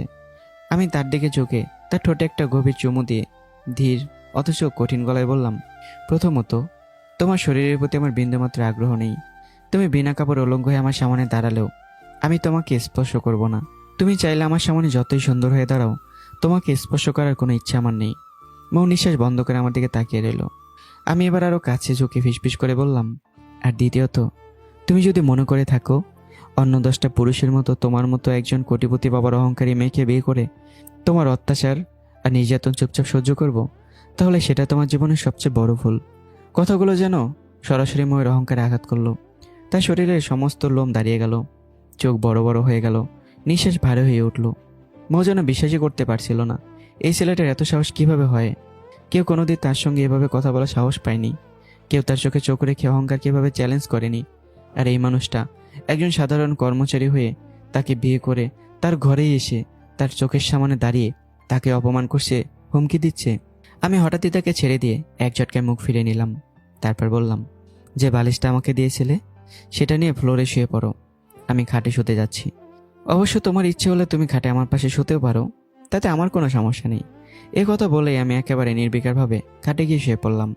আর মৌ, সে তখন একই জায়গায় দাঁড়িয়ে পাথরের মূর্তির মতো, তার চোখে রাগ, অপমান, অবিশ্বাস সবকিছু একসঙ্গে। মনে হচ্ছিল তার অহংকারের দুর্গে এসে কেউ সরাসরি বিস্ফোরণ ঘটিয়ে দিয়েছে। সে মনে মনে শুধু একটা কথাই ভাবছিল, এই ছেলেটা আসলে কে? অন্যদিকে খান বাহাদুরের বাড়ির স্টাডি রুমে তখন এক গুরুত্বপূর্ণ বৈঠক বসেছে। খান বাহাদুরের সামনে বসে অনিক, ঐশী, তাদের সঙ্গে উপস্থিত তার অফিসের শীর্ষ 5 জন ফ্যাশন ডিজাইনার। ঘরের পরিবেশ ছিল গম্ভীর। খান বাহাদুর ধীরে ধীরে চেয়ারে হেলান দিয়ে বললেন, এটা কিভাবে সম্ভব? এ কেমন কাকতালীয় ঘটনা? সামনে জাপানের একটি কোম্পানির 5,000 কোটি টাকার শীতবস্ত্রের প্রজেক্ট আছে। এমকে টেক্সটাইল, শুনেছি সেই প্রজেক্টের জন্য তাদের সেরা ফ্যাশন ডিজাইনারদের দিয়ে প্রস্তুতি নিচ্ছে। অনেক সঙ্গে সঙ্গে ঠোঁট বাঁকিয়ে হেসে বলল, দাদু ভাই, এমকে টেক্সটাইল যদি 5,000 কোটি টাকার মতো এত ছোট একটা প্রজেক্ট নিয়ে ব্যস্ত থাকে, তাহলে তাদের নিয়ে আমাদের চিন্তার করার কি আছে? খান গ্রুপ কি এত ছোট প্রজেক্টের জন্য মাঠে নামবে? ঐশী মৃদু হেসে বলল, ঠিক বলেছেন দাদু, আমাদের মতো কোম্পানির জন্য 5,000 কোটি টাকার প্রজেক্ট খুব বড় কিছু নয়। ঘরে থাকা ফ্যাশন ডিজাইনাররা মাথা নেড়ে সম্মতি জানালো। একজন বলল, স্যার সত্যি তো, খান গ্রুপ বাংলাদেশের 1 নম্বর গার্মেন্টস ও টেক্সটাইল কোম্পানি। আমরা এত ছোট প্রজেক্টের পেছনে গেলে আমাদের ব্লান্ট ভ্যালুতেই আঘাত আসবে। আরেকজন বলল, এমকে টেক্সটাইল এই প্রজেক্ট নিয়ে এগোতে দেওয়াই বা কেন? ওরা নিজেরাই তো আমাদের সঙ্গে প্রতিযোগিতা করতে পারে না। কথাগুলো শুনেই খান বাহাদুর কিছুক্ষণ চুপ করে রইলেন। তারপর ধীরে ধীরে টেবিলের উপর রাখা ফাইলটার দিকে তাকালেন। পরের মুহূর্তেই ধাম, তার শক্ত হাত টেবিলের উপর আশ্রে পড়ল। ঘরের সবাই থমকে উঠল। খান বাহাদুর গর্জে উঠলেন, সবাই আমার থেকে বেশি বুঝতে শুরু করেছে। ঘর মুহূর্তেই নিস্তব্ধ হয়ে গেল। খান বাহাদুর একে একে সবার দিকে তাকিয়ে বললেন, আমি যা বলেছি সেটাই হবে। তার কণ্ঠে এমন এক দৃঢ়তা ছিল যে কেউ আর নড়াচড়া করার সাহস পেল না। এই প্রজেক্ট কোনোভাবেই মাসুদ খানের এমকে টেক্সটাইল পাবে না, বুঝিস? 5,000 কোটি টাকা আমাদের জন্য ছোট হতে পারে, কিন্তু মাসুদ খান যদি এই প্রজেক্ট পায় তাহলে সেটা আমার জন্য ছোট কোনো বিষয় নয়। অনেক ঐশী এক অপরের দিকে তাকালো। খান বাহাদুরের চোখ তখন অদ্ভুত আগুনে জ্বলছিল। তিনি আবার বললেন, প্রয়োজনে আমার সহযোগী কোম্পানিগুলোকে মাঠে নামাবো, আমার সঙ্গে কাজ করার প্রতিটি কোম্পানিকে ব্যবহার করব, কিন্তু মাসুদ খানকে এই প্রজেক্টে নিতে দেব না। ঘরের বাতাস যেন ভারী হয়ে উঠল। কেউ কোনো কথা বলল না। স্টাডি রুমে এমন এক নীরবতা নেমে এলো যেন একেবারে নিঃশ্বাসী শব্দ স্পষ্ট শোনা যাচ্ছিল। খান বাহাদুর ধীরে ধীরে চেয়ার থেকে উঠে দাঁড়ালেন। তার চোখে তখন একটাই লক্ষ্য, মাসুদ খানকে থামানো। আর দূরে কোথাও একই সময়ে আমি নিজের আরেকটি যুদ্ধের প্রস্তুতি নিচ্ছিলাম। 2 প্রতিদ্বন্দ্বী, 2 সাম্রাজ্য, আর মাঝখানে দাঁড়িয়ে থাকা এক মানুষ যে নিজের পরিচয় লুকিয়ে ধীরে ধীরে এমন এক খেলায় প্রবেশ করেছে যার শেষ কোথায় এখনো কেউ জানে না। ভোরের আলো ধীরে ধীরে জানালার পর্দা ভেদ করে ঘরের ভিতর ঢুকে পড়ছিল। সে নরম আলো এসে পড়তেই ময়ের ঘুম ভেঙে গেল। মৌ প্রথমে বুঝতে পারল না সে কোথায় আছে। তারপর ধীরে ধীরে চোখ মিলতেই ময়ের চোখ কপাল উঠে গেল। সে আমার বুকের উপর মাথা রেখে শুয়ে আছে, শুধু মাথায় নয়, আর 2 হাত আমাকে শক্ত করে জড়িয়েও ধরে আছে। আর আমার একটি হাতও ঘুমের মধ্যেই তার শরীরের উপরে রাখা। মৌ কিছুক্ষণ পাথরের মতো স্থির হয়ে রইল। তারপর ধীরে ধীরে নিজের অবস্থানটা বুঝতে পেরে চোখ বড় বড় করে ফেলল। মনে মনে বলল, হায় আল্লাহ, এই গন্ডারটার সঙ্গে আমি এটা কি করলাম? গত রাতে সে নিজেই তো কত বড় বড় কথা বলছিল। সুন্দরী বউ পাশে থাকবে কিন্তু গন্ডারটা স্পর্শ করতে পারবে না। আর এখন সেই সুন্দরী বউ নিজেই কখন যে মাঝখানের বালিশ সরিয়ে স্বামীর বুকের উপর উঠে ঘুমিয়ে পড়েছে তার কোনো হিসাব নেই। ময়ের মুখ লজ্জায় গরম হয়ে গেল। সে খুব সাবধানে চুপি চুপি আমার বুক থেকে মাথা সরিয়ে নিতে গেল। ঠিক তখনই, রাতে এত অহংকার দেখাচ্ছিলেন না? সুন্দরী বউ পাশে থাকবে অথচ স্বামী তাকে স্পর্শ করতে পারবে না। ময়ের শরীর এক ঝটকে শক্ত হয়ে গেল। আমি এবারও চোখ খুললাম না। অথচ গভীর রাতে সেই সুন্দরী বউ নিজের স্বামীর বুকে এসে এমনভাবে ঘুমিয়েছে মনে হচ্ছে জন্ম থেকেই বুকটা তার বালিশ। মৌ লজ্জায় চোখ বড় বড় করে ফেলল। আমি আমি ইচ্ছা করে আসিনি। আমি এবার ধীরে ধীরে চোখ খুললাম আর ঠোঁটের কোণে দুষ্ট হাসি। তাই নাকি? মৌ দ্রুত উঠে দাঁড়াতে গেল। ঠিক তখনই আমি বললাম, আরে লজ্জা করে না? মৌ থমকে গেল। আমার বুকে এসে সারা রাত আরাম করে ঘুমালে এখন চুপচাপ পালিয়ে যাচ্ছ? মৌয়ের মুখ আরো লাল হয়ে গেল। সে মাথা নিচু করে দাঁড়িয়ে রইল। আমি কিছুক্ষণ তার দিকে তাকিয়ে থাকলাম। তারপর মুচকে এসে মনে মনে বললাম, অহংকারী বাবার বদরাগী মেয়েটাকে কন্ট্রোল করার মধ্যে সত্যি একটা আলাদা শান্তি আছে। মৌ মুখ গোমরা করে বলল, বেশি কথা বললে কিন্তু আজ রাতে ফ্লোরে না, বারান্দায় ঘুমাবো। যতক্ষণ না আবার মাঝরাতে নিজে এসে আমার বুকে ঘুমাচ্ছ ততক্ষণ আমি রাজি। আপনি? মোর আগে বালিশটা তুলে আবার সরে মারল। আমি হেসে বালিশটা ধরে ফেললাম। সকালে সেই ছোট্ট ঝগড়ার মধ্যেই আমাদের অদ্ভুত সম্পর্কের আরেকটা নতুন সকাল শুরু হলো। এরপর আমি অফিসের উদ্দেশ্যে বেরিয়ে গেলাম। আজ অফিসে মাসুদ খান উপস্থিত ছিলেন, কিন্তু আমি যখন মাসুদ খানের সঙ্গে একসঙ্গে অফিসে ঢুকলাম, অফিসের ভেতরের দৃশ্যটা যেন মুহূর্তেই বদলে গেল। অরুমিতা, হাবিবুর রহমান এবং ম্যানেজার শাহিদুল ইসলাম তিনজনে আমার দিকে এমনভাবে তাকিয়ে রইলেন যেন তাদের চোখের সামনে কোনো অসম্ভব ঘটনা ঘটছে। অরুমিতা প্রথমে চোখ কসলালো, তারপর আবার তাকালো। হাবিবুর রহমানও নিজের চোখ ঘষে নিল। শাহিদুল ইসলাম ফিসফিস করে বলল, আমি কি ভুল দেখেছি? অরুমিতা ধীরে ধীরে বলল, মনে হয় না। হাবিবুর রহমান শুকনো গলায় বলল, তাহলে ও আবার এখানে কি করছে? তিনজনের মুখে তখন একটাই প্রশ্ন, ওকে আবার ফিরিয়ে আনলো কে? কিছুক্ষণ পর মাসুদ খান তার কেবিনের সকল ফ্যাশন ডিজাইনার এবং ম্যানেজার শাহিদুল ইসলামকে ডেকে পাঠালেন। সবাই কেবিনে উপস্থিত হলে মাসুদ খান বললেন, সামনে জাপানের একটি কোম্পানির 5,000 কোটি টাকার শীতবস্ত্রের প্রজেক্টের টেন্ডার জমা দেওয়ার দিন। আমাদের খুব ভালোভাবে প্রস্তুতি নিতে হবে। তিনি আমার দিকে তাকিয়ে বললেন, এলহাম, তুমি ফ্যাশন ডিজাইনারদের সঙ্গে কাজ করবে। তোমাদের কাজ হবে এমন কিছু ডিজাইন তৈরি করা যা এই প্রজেক্টের জন্য সবচেয়ে উপযুক্ত হয়। এরপর তিনি শাহিদুল ইসলামের দিকে তাকিয়ে বললেন, আর আপনি ডিজাইনের উপর ভিত্তি করে পোশাক, কাঁচামাল, সুতা সবকিছুর বর্তমান বাজার দর সংগ্রহ করে প্রস্তুত করবেন। সবাই মাথা নেড়ে সম্মতি জানালো। কিছুক্ষণ পর সবাই কেবিন থেকে বেরিয়ে গেল। বেরোবার পরই অরুমিতা হাবিবুর রহমানের দিকে তাকিয়ে বলল, ওকে আবার কে ফিরিয়ে আনলো? হাবিবুর রহমান নিচু গলায় বলল, আমার তো মনে হয় মাসুদ স্যার নিজেই ফিরিয়ে এনেছেন। শাহিদুল ইসলাম দীর্ঘ শ্বাস ফেলে বললেন, ম্যাডাম তো কোনোভাবেই ওকে ফিরে আনতেন না। অরুমিতা ঠোঁট বাঁকিয়ে বলল, তাহলে বুঝতেই পাচ্ছেন সামনে আবার আমাদের জন্য কি অপেক্ষা করছে। তিনজন একে অপরের দিকে তাকালো। কেউ কিছু বলল না, কিন্তু তাদের চোখে যে বিরক্তি আর ঈর্ষা ছিল তা লুকানোর কোনো চেষ্টা করেও লুকানো গেল না। সবাই চলে যাওয়ার পর কেবিনে শুধু মাসুদ খান আর আমি রইলাম। মাসুদ খান কিছুক্ষণ চুপ করে থেকে বলল, এলহাম, খান বাহাদুর এই 5,000 কোটি টাকার প্রজেক্টে সরাসরি হাত দেবে না। আমি শান্তভাবে তার দিকে তাকালাম। মাসুদ খান ধীরে ধীরে বললেন, কিন্তু আমি যাতে এই প্রজেক্টটা না পাই তাতে সর্বোচ্চ চেষ্টা করবে। তুমি সেটা জানো। আমার ঠোঁটের কোণে হালকা হাসি ফুটে উঠল। মাসুদ খান বললেন, তাই তুমি এমন একটি শীতবস্ত্রের ডিজাইন তৈরি করো যাতে সহজেই আমরা এই প্রজেক্টটা পেয়ে যেতে পারি। আমি কিছুক্ষণ চুপ করে রইলাম। তারপর ধীরে ধীরে বললাম, স্যার, আমি সর্বোচ্চ চেষ্টা করব। মাসুদ খান আমার দিকে তাকিয়ে বললেন, তবে আমার আসল টার্গেট 5,000 কোটি টাকার ওই প্রজেক্ট নয়। মাসুদ খান বুড়োকুসকে তাকালেন, তাহলে? কানাডার সেই 12,000 কোটি টাকার প্রজেক্ট। মাসুদ খান কিছুক্ষণ আমার দিকে তাকিয়ে রইলেন, তারপর নিচু গলায় বললেন, আমি জানি। আমি চুপ হয়ে গেলাম। মাসুদ খান এবার আরো গম্ভীর হয়ে বললেন, কিন্তু কানাডিয়ান কোম্পানির 5,000 কোটি টাকার অ্যাডভান্স আমাদের অ্যাকাউন্টে না আসা পর্যন্ত এই বিষয়টা গোপন থাকবে। ঠিক আছে স্যার। মাসুদ খান জানালার বাইরে তাকালেন। অন্যদিকে আমার চোখে তখন অদ্ভুত এক দৃঢ়তা, আর মনে মনে একটা কথাই ঘুরছিল, খান বাহাদুর, তুমি ভাবছো তুমি মাসুদ খানকে থামাতে যাচ্ছ? আমার ঠোঁটের কোণে ধীরে ধীরে এক রহস্যময় হাসি ফুটে উঠল। কিন্তু তুমি জানোই না, তোমার সবচেয়ে বড় প্রতিদ্বন্দ্বীকে জয়ী করার জন্যই যে মানুষটা লড়ছে সে আসলে তোমারই রক্ত। আর সেই মুহূর্তে একদিকে খান বাহাদুর শুরু করেছে এমকে টেক্সটাইলকে থামানোর প্রস্তুতি, অন্যদিকে আমি শুরু করেছি খান বাহাদুরের সাম্রাজ্যের ভিত কাঁপিয়ে দেওয়ার প্রস্তুতি। কিন্তু কেউ জানে না এই ছোট্ট 5,000 কোটি টাকার প্রজেক্টটি খুব শীঘ্রই এমন এক যুদ্ধের সূচনা করবে যে যুদ্ধে শুধু ব্যবসা নয়, একটি পুরো সাম্রাজ্যের ভাগ্য নির্ধারণ হবে। এরপর থেকে আমি যেন নিজেকে সম্পূর্ণভাবে কাজে ডুবিয়ে দিলাম। দিন রাতের কোনো হিসাব আমার কাছে আর রইল না।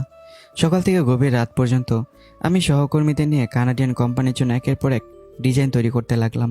কখনো কাপড়ের টেক্সচার নিয়ে আলোচনা, কখনো রঙের সমন্বয়, কখনো শীত বস্ত্রের ফেব্রিক্স নিয়ে গবেষণা, আবার কখনো পুরো রাত জেগে শুধু একটা ডিজাইনের সামান্য একটু অংশ পরিবর্তন করছি।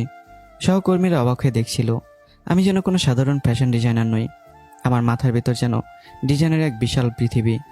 একদিন আমার সহকর্মী অবশেষে কৌতূহল সামলাতে না পেরে জিজ্ঞাসা করলো, এলহাম ভাই, আপনি শুধু কানাডিয়ান কোম্পানির জন্যই দিনরাত ডিজাইন করছেন, কিন্তু জাপানিজ কোম্পানির 5,000 কোটি টাকার প্রজেক্টের জন্য তো এখনো কোনো ডিজাইন করছেন না, ব্যাপারটা কি?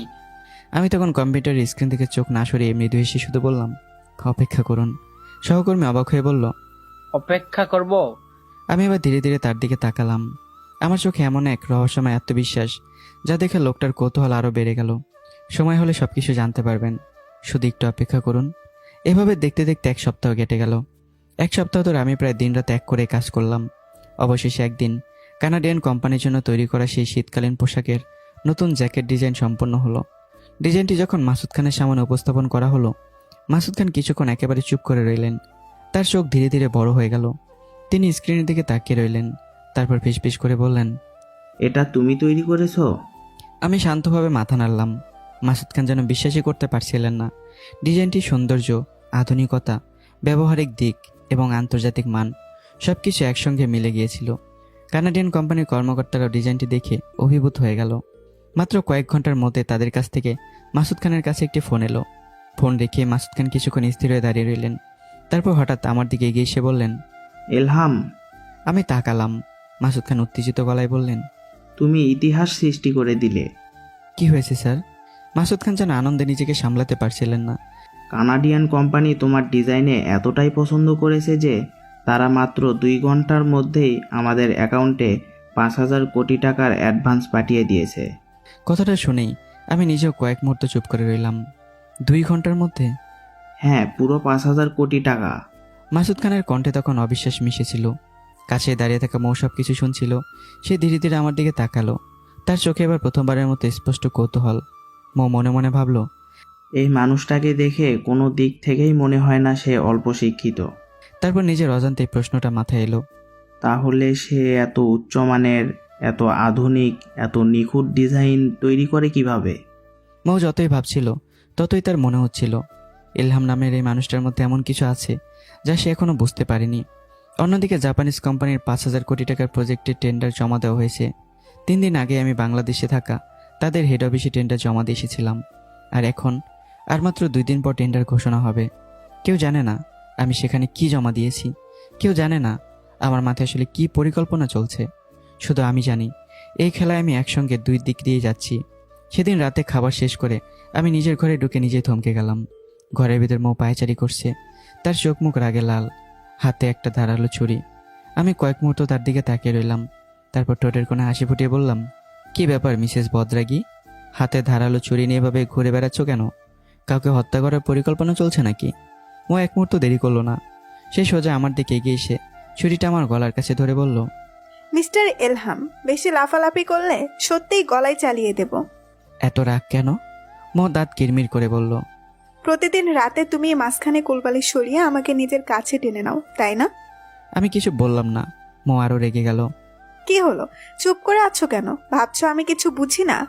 হঠাৎ আমি ছুরিটা ধরে ফেললাম। এক ঝটকায় মৌয়ের হাত মুছড়ে তার হাতটা পেছনে নিয়ে গেলাম। তারপর তাকে নিজের কাছে টেনে বললাম, তোমার কি নিজেকে খুব সুন্দরী মনে হয়? মৌ রাগেই বলল, হ্যাঁ হয়। কোনো সমস্যা? আমি তার দিকে তাকিয়ে অত্যন্ত গম্ভীর মুখে বললাম, সব ছেলে তোমার জন্য পাগল হয়ে যাবে? মৌ গর্বিতভাবে বলল, অবশ্যই। আমি কয়েক সেকেন্ড তার দিকে তাকিয়ে থেকে আবার বললাম, আমার তো তোমাকে তেমন সুন্দরী মনে হয় না। ময়ের চোখ এবার বড় বড় হয়ে গেল। কি? মেকআপ না করলে তোমাকে মাঝে মাঝে 3 বাচ্চার মায়ের মতো লাগে, একদম বুড়ি। ময়ের মুখের রং মুহূর্তে বদলে গেল। কি বললে? 3 বাচ্চার মা। মৌ যেন আগুনে পরিণত হলো। কুত্তা গন্ডার, আমাকে 3 বাচ্চার মায়ের মতো লাগে, তাই না? তাহলে আমার বাবাকে ব্ল্যাকমেল করে আমাকে বিয়ে করলে কেন? সেদিন তুমি আমার ইগোতে আঘাত করেছিলে। মৌ থমকে গেল। আমি বললাম, আর তোমার মতো কোটিপতি বাবার বদরেগি মেয়েকে কিভাবে কন্ট্রোল করতে হয়, কিভাবে লাইনে আনতে হয়, সেটা দেখার জন্যই বিয়ে করেছি। মৌ রাগে কাঁপতে লাগলো, কিন্তু আমি যেন থামার মানুষ নই। আমি বললাম, তোমাকে দেখলে আমার কোনো ফিলিংসই আসে না। আমাদের অফিসে যে ম্যানেজারের সহকারী মেয়েটা আছে না, নীলা, মেয়েটাকে দেখতে কালো হলেও তাকে দেখলে আমার মনে একটা আলাদা ভালো লাগা কাজ করে, কিন্তু তোমার মধ্যে সেই ফিলিংসটা নেই।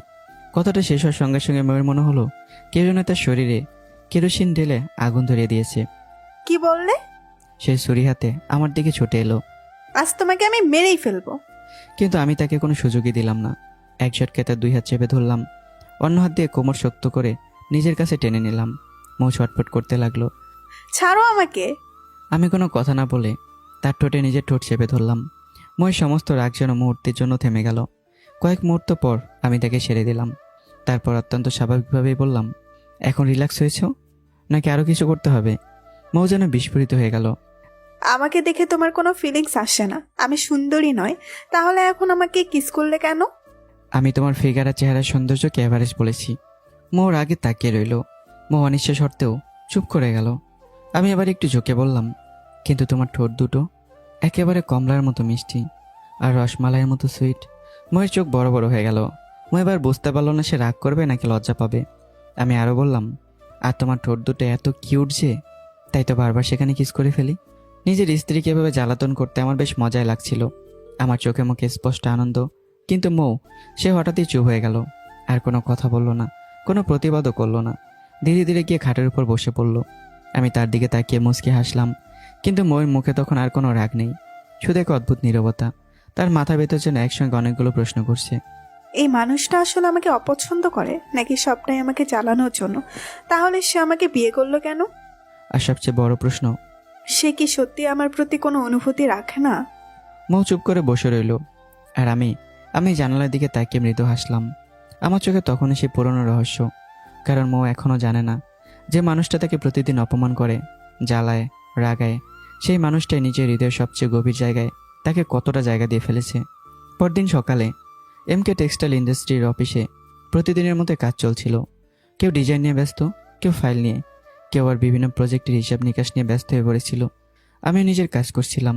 ঠিক সেই সময় মাসুদ খান আমার কাছে এসে দাঁড়ালেন। এলহাম, আজ জাপানিজ কোম্পানির টেন্ডার ঘোষণা হবে, তুমি আমাদের সঙ্গে যাবে না? আমি কাছ থেকে চোখ তুলে মাসুদ খানের দিকে তাকিয়ে বললাম, স্যার, আমি যাব না। আপনি ম্যানেজার সাহেব আর আমাদের কয়েকজন ফ্যাশন ডিজাইনারকে নিয়ে চলে যান। মাসুদ খান কয়েক মুহূর্ত আমার মুখের দিকে তাকিয়ে রইলেন, যেন তিনি বুঝতে চাইছিলেন, কিন্তু আমাকে দেখে কিছুই তার বোঝার উপায় ছিল না। শেষ পর্যন্ত মাসুদ খান আর জোর করলেন না। কিছুক্ষণ পর তিনি ম্যানেজার শাহিদুল ইসলাম, কয়েকজন ফ্যাশন ডিজাইনার এবং অন্যান্য কর্মকর্তাকে সঙ্গে নিয়ে জাপানিজ কোম্পানির বাংলাদেশ হেড অফিসের উদ্দেশ্যে রওনা হলেন। জাপানিজ কোম্পানির বাংলাদেশ হেড অফিসের বিশাল হলরুমে ততক্ষণে বাংলাদেশের বড় বড় টেক্সটাইল ও গার্মেন্টস কোম্পানির কর্ণধারদের উপস্থিতি জমে উঠেছে। দেশের অন্যতম বড় ব্যবসায়ী খান বাহাদুর সেখানে উপস্থিত ছিলেন। তার সঙ্গে ছিল তার 2 নাতি, অনিক ও ঐশী। মাসুদ খান তার কর্মকর্তাদের নিয়ে একপাশে বসেছিলেন, তার চোখে চাপা উত্তেজনা। এই 5,000 কোটি টাকার প্রজেক্টটি তিনি পেতে চেয়েছিলেন, কিন্তু তার সামনে বসে থাকা খান বাহাদুরকে দেখে তার বুকের ভেতর অজান্তেই একটি চাপা ও অস্বস্তি তৈরি হচ্ছিল। কিছুক্ষণ পর জাপানিজ কোম্পানির বাংলাদেশের প্রতিনিধি ও সিইও মঞ্চে এসে দাঁড়ালেন। মাইক্রোফোনটা হাতে নিয়ে তিনি হাসি মুখে বললেন, হ্যালো এভরিওয়ান, কেমন আছেন সবাই? হলরুমে হালকা হাসির শব্দ উঠল। সিইও আবার বললেন, আজকে মনে হচ্ছে সবাই অনেক এক্সাইটেড, তাই না? অনেকে মাথা নাড়ল, কেউ কেউ নিজেদের মধ্যে চাপা গলায় কথা বলতে শুরু করলো। সিইও মুচকি এসে বলল, ঠিক আছে, আপনাদের এই এক্সাইটমেন্ট আর বেশি সময় ধরে রাখছি না। কিছুক্ষণের মধ্যেই আমরা ঘোষণা করতে যাচ্ছি 5,000 কোটি টাকার এই শীতবস্ত্র প্রজেক্টটি কোন কোম্পানি পেতে যাচ্ছে। সঙ্গে সঙ্গে পুরো হলরুম নীরব হয়ে গেল। মাসুদ খান সোজা হয়ে বসলেন। তার পাশে বসা ম্যানেজার শাহিদুল ইসলামও গভীর মনোযোগে মঞ্চের দিকে তাকিয়ে রইলেন। হাবিবুর রহমান নিজের হাতের ফাইলটা শক্ত করে ধরে রাখলেন। অরিমিতা নিঃশব্দে গভীর শ্বাস নিলেন। অন্যদিকে খান বাহাদুরের মুখে ছিল অদ্ভুত এক আত্মবিশ্বাসী হাসি। সিইও তার হাতে থাকা ফাইলটি খুললেন। আমরা বাংলাদেশের বেশ কয়েকটি বড় কোম্পানির টেন্ডার পর্যালোচনা করেছি। ডিজাইন, মূল্য, উৎপাদন ক্ষমতা, আন্তর্জাতিক মান এবং নির্দিষ্ট সময়ে পণ্য সরবরাহের সক্ষমতা সবকিছু বিবেচনা করে আমাদের সিদ্ধান্ত নেওয়া হয়েছে। মাসুদ খানের বুকের ভিতর দুঃখকানি বেড়ে গেল। তার চোখ স্থির হয়ে রইল মঞ্চের দিকে। সিইও কিছুক্ষণ থামলেন, তারপর বললেন, এবং এই 5,000 কোটি টাকার শীতের পোশাক প্রকল্পের বিজয়ী হলেন। পুরো হলরুম যেন নিঃশ্বাস বন্ধ করে অপেক্ষা করতে লাগলো। মাসুদ খান অজান্তে সামনের দিকে ঝুঁকে পড়লেন। তার কর্মকর্তাদের চোখে তখন প্রত্যাশা, কিন্তু পরের মুহূর্তেই সিইও এর মুখ থেকে বেরিয়ে এলো সেই নাম, মিম টেক্সটাইল। এক মুহূর্তের জন্য যেন পুরো হলরুম থমকে গেল। তারপর করতালির শব্দে হলরুম ভরে উঠল। কিন্তু সেই হাততালির মাঝেও মাসুদ খান যেন নিস্তব্ধ হয়ে বসে রইলেন। তার চোখের দৃষ্টি স্থির, মুখের সমস্ত আত্মবিশ্বাস মুহূর্তের মধ্যে নিভে গেল। শাহিদুল ইসলাম ধীরে ধীরে তার দিকে তাকালেন। তার মুখে স্পষ্ট হতাশা। হাবিবুর রহমান যেন বিশ্বাসই করতে পারছিলেন না। তিনি নিচু গলায় বললেন, স্যার। কিন্তু তারপর আর কোনো কথাই বের হলো না। অরুমিতারও মুখ শুকিয়ে গেল। যে প্রজেক্ট পাওয়ার জন্য তার এতদিন প্রস্তুতি নিয়েছিল, এত হিসাব কষেছিল, এত আশা করেছিল, সেটা এখন তাদের হাতছাড়া। মাসুদ খান ধীরে ধীরে চেয়ার থেকে উঠে দাঁড়ালেন। তার মুখে কোনো কথা নেই, চোখে শুধু অপমান আর হতাশার ছায়া। অন্যদিকে খান বাহাদুরের মুখে ধীরে ধীরে বিজয়ের হাসি ফুটে উঠল। উনি ঐশীর দিকে তাকিয়ে মুচকে হাসল। ঐশীও গর্বিত ভঙ্গিতে ঠোঁট বাঁকিয়ে বলল, দাদু বলেছিল না এমকে টেক্সটাইল আমাদের সামনে দাঁড়াতে পারবে না? খান বাহাদুর কোনো উত্তর দিলেন না, শুধু দূর থেকে মাসুদ খানের দিকে তাকিয়ে রইলেন। তার চোখে যেন লেখা ছিল। আবারও হেরে গেল মাসুদ। টেন্ডার ঘোষণা শেষ হবার পর মাসুদ খান তার কর্মকর্তাদের নিয়ে হলরুম থেকে বেরিয়ে আসছিলেন। কেউ কোনো কথা বলছিল না, সবার মুখে হতাশা। কিন্তু ঠিক দরজার কাছেই খান বাহাদুর এসে মাসুদ খানের পথ আটকে দাঁড়ালেন। মাসুদ খান থেমে গেলেন। খান বাহাদুর মুচকে হাসলেন। মাসুদ খান ধীরে ধীরে মাথা নিচু করে দাঁড়িয়ে রইলেন। এই দৃশ্যটা দেখেই খান বাহাদুরের চোখে অদ্ভুত এক আনন্দ ফুটে উঠল। তিনি ধীরে ধীরে বললেন, তোর এভাবে আমার সামনে মাথা নিচু করে দাঁড়িয়ে থাকা, বিশ্বাস কর, আমার অন্তরের ভেতরে অনেক আনন্দ দেয়। মাসুদ খান কোনো উত্তর দিলেন না।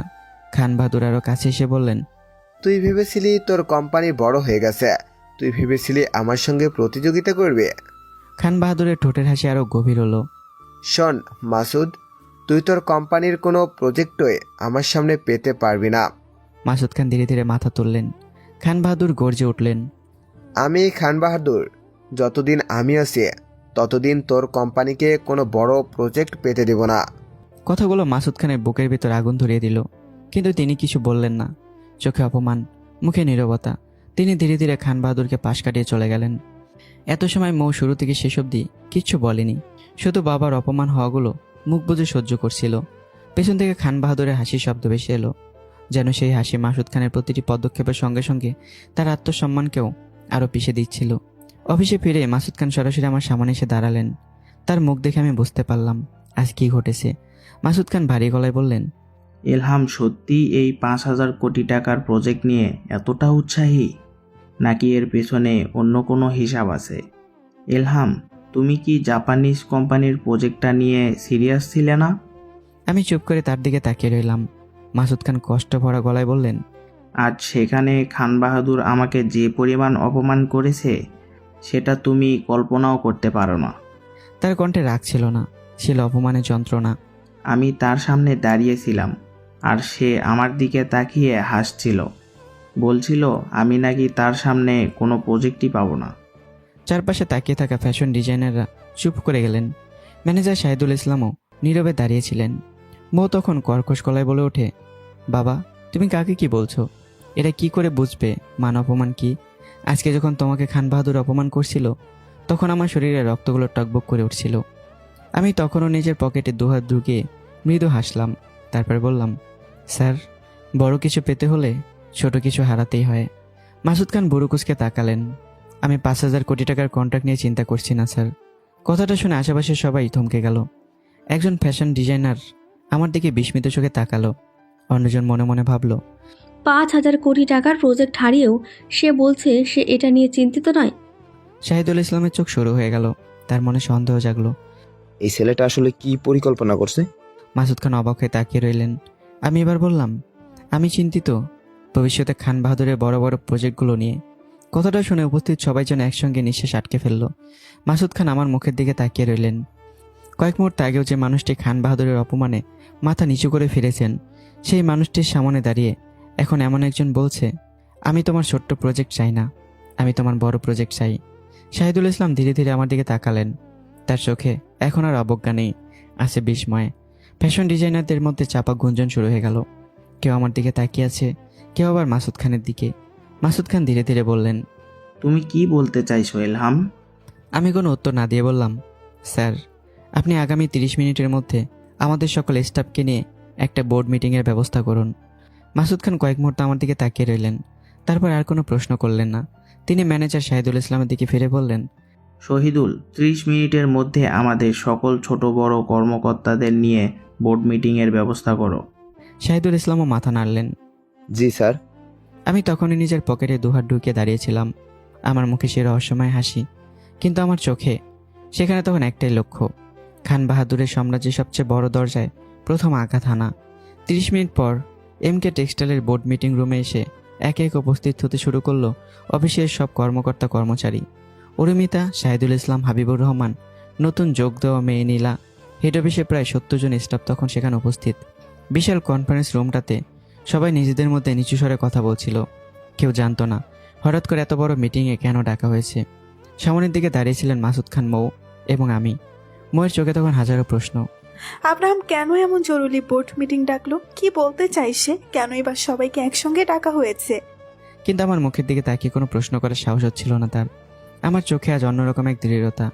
আমি ধীরে ধীরে চারপাশে তাকিয়ে বললাম, mister Habibur Rahman, senior accountant, আপনি একটু এদিকে আসুন। কথাটা শুনেই পুরো রুমের দৃষ্টি একসঙ্গে ঘুরে গেল হাবিবুর রহমানের দিকে। হাবিবুর রহমানের বুকের ভিতরটা ধুক করে উঠল। সে ধীরে ধীরে চেয়ার থেকে উঠে আমার সামনে এসে দাঁড়ালো। জি স্যার। কিন্তু এরপরে কি হতে চলেছে সেটা বোঝার সুযোগও পেল না সে।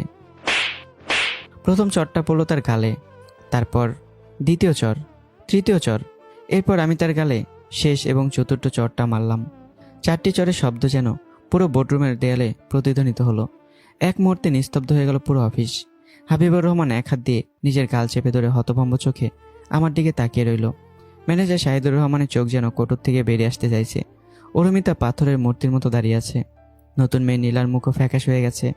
আর মৌ বড় বড় চোখে আমার দিকে তাকিয়ে আছে। তার চোখে বিস্ময়, অবিশ্বাস, আর তার থেকে বড় একটি প্রশ্ন। হঠাৎই কয়েকজন স্টাফ ক্ষুব্ধ হয়ে উঠল। আপনি এভাবে একজন সিনিয়র কর্মকর্তার গায়ে হাত তুলতে পারেন না, এটা সম্পূর্ণ অন্যায়। একজন কর্মচারীকে সবার সামনে মারার অধিকার আপনাকে কে দিয়েছে? ম্যানেজার শাহিদুর রহমানও গর্জে উঠলেন। এলহাম, আপনি সীমা অতিক্রম করছেন। অরুমিতার সঙ্গে সঙ্গে কথায় সুর মিলিয়ে বলল, হ্যাঁ, এভাবে অফিসের একজন সিনিয়র কর্মকর্তাকে অপমান করার অধিকার আপনার নেই। মুহূর্তের মধ্যে পুরো পরিবেশ উত্তপ্ত হয়ে উঠল। চারপাশে হইচই শুরু হয়ে গেল। কেউ আমার দিকে আঙ্গুল তুলছে, কেউ হাবিবুর রহমানকে ঘিরে দাঁড়াচ্ছে। ঠিক তখনই আমি টেবিলের উপর এমন জোরে এক আঘাত করলাম যেন পুরো অফিস কেঁপে উঠল। Stop, is stop. আমার কণ্ঠে সে গর্জনে এক মুহূর্তে সবাই থেমে গেল। আমি ধীরে ধীরে সবার দিকে তাকালাম। আমার চোখে তখন এক ভয়ঙ্কর কঠোরতা, যা দেখে কয়েক সেকেন্ড আগেও যারা চিৎকার চেঁচামেচি করছিল তারা এক একে মুখ বন্ধ করে ফেলল। আর একটা শব্দ যদি কেউ করে, আমি ইলহাম কসম করে বলতেছি, তার জিভ টেনে আমি ছিঁড়ে ফেলবো। শেষ কথাটা বলার সময় আমার কণ্ঠ এতটা ভারী হয়ে উঠেছিল যে রুমের বাতাস পর্যন্ত যেন জমে গেল। যে স্টাফ কয়েক মুহূর্ত আগেও আমার বিরুদ্ধে চিৎকার করছিল, সে মুখ বন্ধ করে ধীরে ধীরে নিজের চেয়ারে বসে পড়ল। কারো গলা শুকিয়ে গেল, কেউ ঢোক গিলল, কারো কপালে বিন্দু বিন্দু ঘাম ফুটে উঠল, কেউ আবার অজান্তেই নিজের কলারের বোতাম খুলে ফেলল। পুরো বোর্ডরুমে এমন এক নিস্তব্ধতা নেমে এলো যে দূরের দেয়ালে ঝুলে থাকা ঘড়ির কাঁটার শব্দ যেন শোনা যাচ্ছিল। মাসুদ খান আমার দিকে তাকিয়ে রইলেন। তার বুকের ভেতরটা কেমন যেন কেঁপে উঠল। মনে হলো এই মানুষটাকে তিনি এতদিন চিনতেই পারেননি।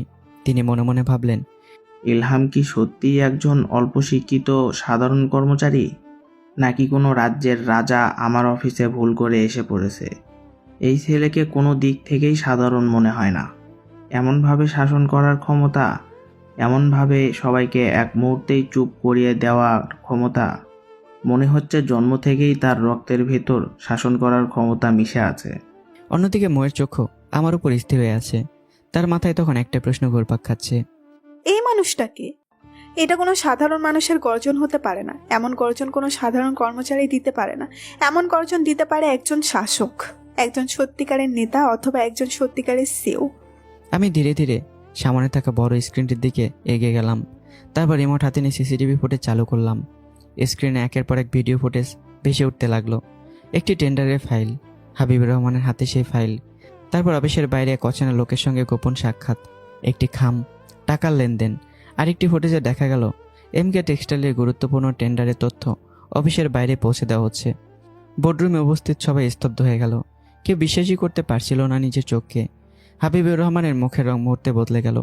আমি স্ক্রিনের দিকে তাকিয়ে বললাম, আমাদের অফিসে যত বড় বড় টেন্ডার নিয়ে কাজ করা হয়েছে তার প্রায় সবগুলো তথ্যই গোপনে খান বাহাদুরের কাছে পৌঁছে দিয়েছে এই মানুষটা। তারপর ধীরে ধীরে হাবিবুর রহমানের দিকে তাকালাম। কোম্পানির টাকা খেয়েছে, কোম্পানির বেতন নিয়েছে, কোম্পানির টাকায় নিজের পরিবার চালিয়েছে, আর সে কোম্পানির বিরুদ্ধেই গোপনে কাজ করেছে। কেউ কোনো কথা বলল না। আমার কণ্ঠ আরও কঠিন হয়ে উঠল।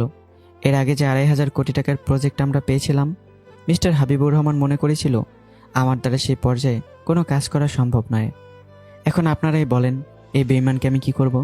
কেউ কোনো উত্তর দিল না, কারণ উত্তর দেওয়ার মতো কিছুই অবশিষ্ট ছিল না। ভিডিও ফুটেজ সব কিছু বলে দিয়েছে। প্রায় 5 মিনিট পর বোর্ডরুমে পুলিশ এসে পৌঁছালো। হাবিবুর রহমান তখন নির্বাক হয়ে দাঁড়িয়েছিল। পুলিশ তাকে আটক করে নিয়ে যাওয়ার সময় সে একবার আমার দিকে তাকালো, কিন্তু আমার চোখে তখন কোনো দয়া ছিল না, শুধু ছিল কঠিন এক সিদ্ধান্ত। পুলিশ হাবিবুর রহমানকে নিয়ে বেরিয়ে যাওয়ার পর আবারও পুরো রুমের দিকে ফিরে দাঁড়ালাম আমি। সবাই শুনে রাখুন, পুরো রুম আবারও নিস্তব্ধ হয়ে গেল। আজকের পর থেকে এই কোম্পানির সিও আমি নিজে। কথাটা শুনে উপস্থিত সবাই একে অপরের দিকে তাকালো। মাসুদ খান স্থির চোখে আমার দিকে তাকিয়ে রইলেন। কোম্পানির সকল ছোট বড় সিদ্ধান্ত এখন থেকে আমি নিজে নেব। আপনারা শুধু কোম্পানির কর্মকর্তা নন, আপনারা এমকে টেক্সটাইলের পরিবারের এক একজন সদস্য। আপনারা কোম্পানির লাভে চিন্তা করবেন, আর আপনাদের চিন্তা করব আমি।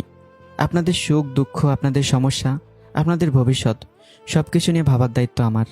পুরো রুমে তখন অদ্ভুত এক নীরবতা।